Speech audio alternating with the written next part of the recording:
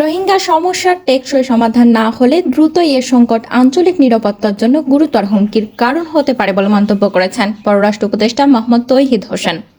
19 June অর্থাৎ বৃহস্পতিবার জাতিসংঘের নিরাপত্তা পরিষদে আন্তর্জাতিক নিরাপত্তা ও শান্তির উপর দারিদ্র্য, উন্নয়ন ঘাটতি ও সংঘাতের প্রভাব শীর্ষক উচ্চ পর্যায়ের আলোচনায় তিনি এসব কথা বলেছেন। পররাষ্ট্র উপদেষ্টা বলেন, বিগত 8 বছরেরও বেশি সময় ধরে 12 লাখের বেশি রোহিঙ্গা জনগোষ্ঠীকে বাংলাদেশ মানবিক দায়িত্ববোধ থেকে আশ্রয় দিয়ে আসছে। কিন্তু দীর্ঘ সক্রিয়তার কারণে এই সংকট এখন শুধু মানবিক বিষয় নয়, এটি অর্থনৈতিক, পরিবেশগত এবং ক্রমবর্ধমানভাবে একটি নিরাপত্তা ইস্যু হয়ে দাঁড়িয়েছে। নিজ দেশ মিয়ানমারে নির্মম নির্যাতনের কারণে বাস্তুচ্যুত এই জনগোষ্ঠীকে পূর্ণ নিরাপত্তা ও অধিকারের সঙ্গে প্রত্যাবাসনের জন্য অবিলম্বে কার্যকর পদক্ষেপ নিতে আন্তর্জাতিক সম্প্রদায়ের প্রতি উদাত্ত আহ্বান জানান তিনি। তারুণ্যের গৌরবের প্রসঙ্গ টেনে পররাষ্ট্র উপদেষ্টা বলেন, বাংলাদেশের ইতিহাসে তরুণরা বারবার পরিবর্তনের অগ্রভাবে থেকেছে।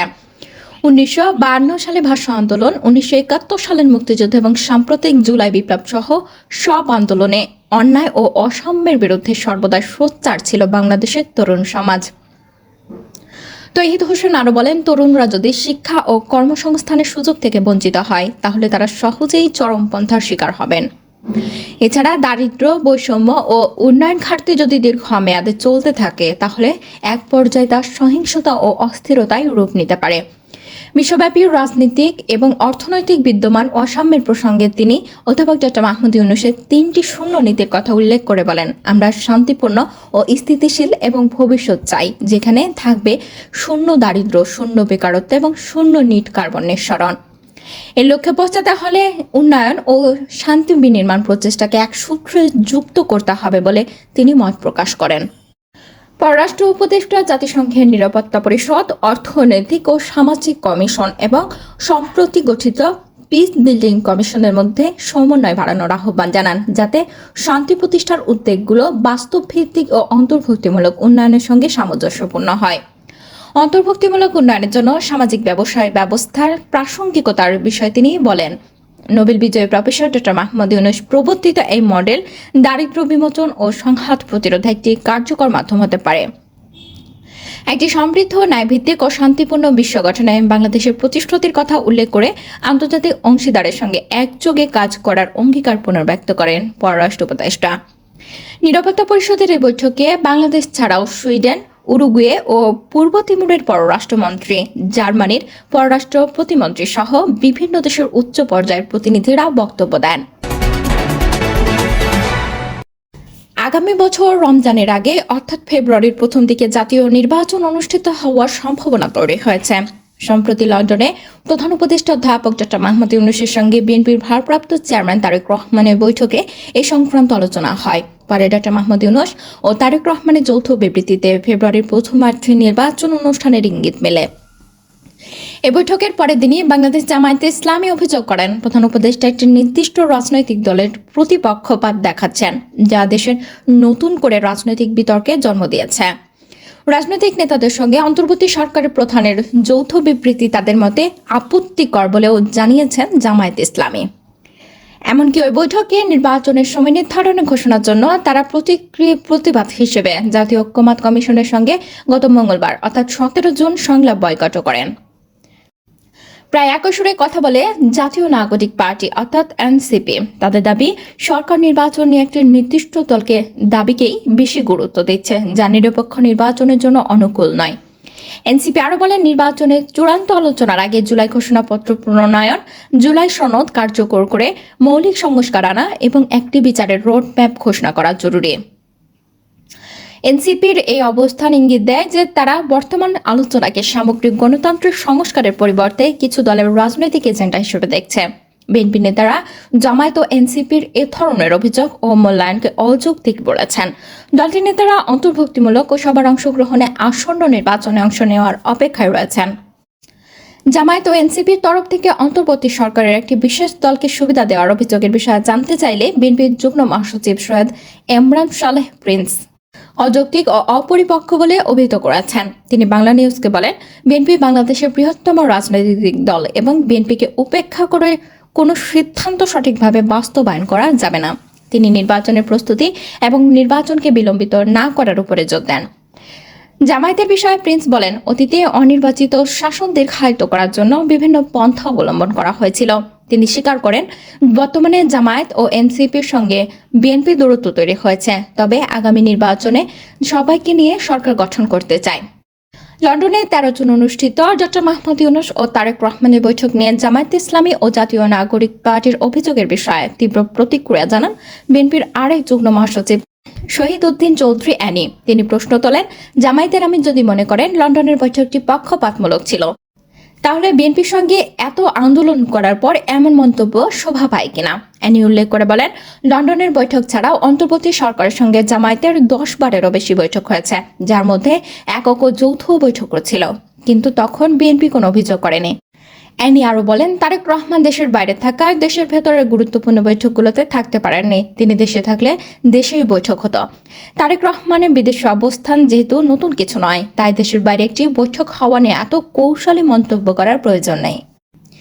তাদের আন্দোলনের মূল লক্ষ্য ছিল স্বৈরাচারী ফ্যাসিস্ট হাসিনার বিরুদ্ধে ঐক্যবদ্ধ হয়ে একটি সুন্দর বাংলাদেশ গড়া বলে উল্লেখ করেছেন বিএনপির নেতা। অ্যানি স্মৃতিচারণ করে জানান, জামায়াতে আমির ডক্টর শফিকুর রহমানের সঙ্গে তিনি কাশিমপুর কারাগারে একসঙ্গে ছিলেন, যেখানে তারা আন্দোলনের বিভিন্ন দিক নিয়ে আলোচনা করেছেন। অ্যানি দৃঢ়ভাবে বলেন, বিএনপি একটি দায়িত্বশীল দল এবং অতীতে বহুবার ক্ষমতা এসেছে। দেশের বর্তমান পরিস্থিতিতে আগামী দিনে বিএনপি বাংলাদেশকে নেতৃত্ব দেবে, তবে তারা একক বা একদলীয় শাসন চায় না।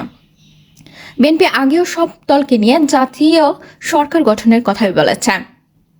তিনি বলেন, গণতন্ত্রের স্বার্থে সবাইকে ঐক্যবদ্ধ থাকতে হবে এবং একটি সুন্দর বাংলাদেশ গড়ার লক্ষ্যে কাজ করতে হবে। ভবিষ্যতে কিভাবে একটি সুষ্ঠু নির্বাচন করা যায় তা নিয়ে সবার আলোচনা করা উচিত। বিএনপির স্থায়ী কমিটির সদস্য ডক্টর আব্দুল মঈন খান বলেন, লন্ডনে অনুষ্ঠিত বৈঠক দেশের রাজনীতিতে গুণগত পরিবর্তন এনেছে।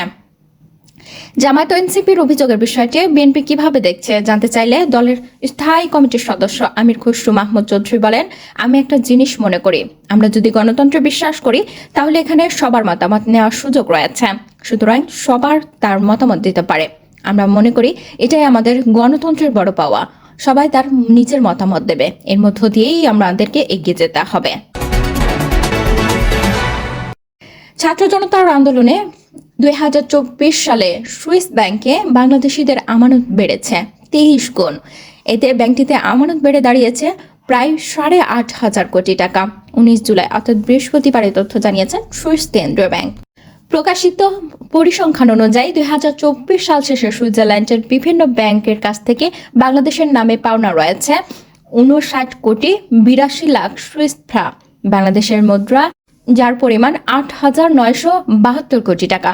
2023 সালের শেষে যার পরিমাণ ছিল 2 কোটি 64 লাখ ফ্রাঙ্ক। এখনকার বিনিময় হার ধরলে যার পরিমাণ 396 কোটি টাকা। এক বছরের ব্যবধানে সুইস ব্যাংকে বাংলাদেশের নামে থাকা অর্থের পরিমাণ বেড়ে দাঁড়িয়েছে 23 গুণ। 2022 সালের শেষে বাংলাদেশের কাছে সুইজারল্যান্ডের দায় ছিল 5 কোটি 84 লাখ সুইস ফ্রাঙ্ক এবং প্রায় 876 কোটি টাকা। সুইজারল্যান্ডের ব্যাংকগুলোতে দায়ের মধ্যে বাংলাদেশের ব্যাংকগুলোর পাওনা, আমানতকারীদের পাওনা এবং পুঁজিবাজারে বাংলাদেশের নামে বিনিয়োগে অর্থ রয়েছে। এর মধ্যে 95% বেশি বাংলাদেশের ব্যাংকগুলোর পাওনা, যা বাণিজ্যিক কেন্দ্রিক অর্থ বলে আছে বাংলাদেশ ব্যাংক। জাতীয় ঐক্যমত্য কমিশনের সহসভাপতি অধ্যাপক আলী রিয়াজ বলেছেন, জাতীয় সংসদের উচ্চকক্ষ নিম্নকক্ষ গঠনের বিষয়ে অধিকাংশ রাজনৈতিক দল একমত পোষণ করেছে। পাশাপাশি যে কোনো ব্যক্তি যেন 2 বারের বেশি প্রধানমন্ত্রী হতে না পারেন সে বিষয়ে অধিকাংশ রাজনৈতিক দলের ঐক্যমত হয়েছে।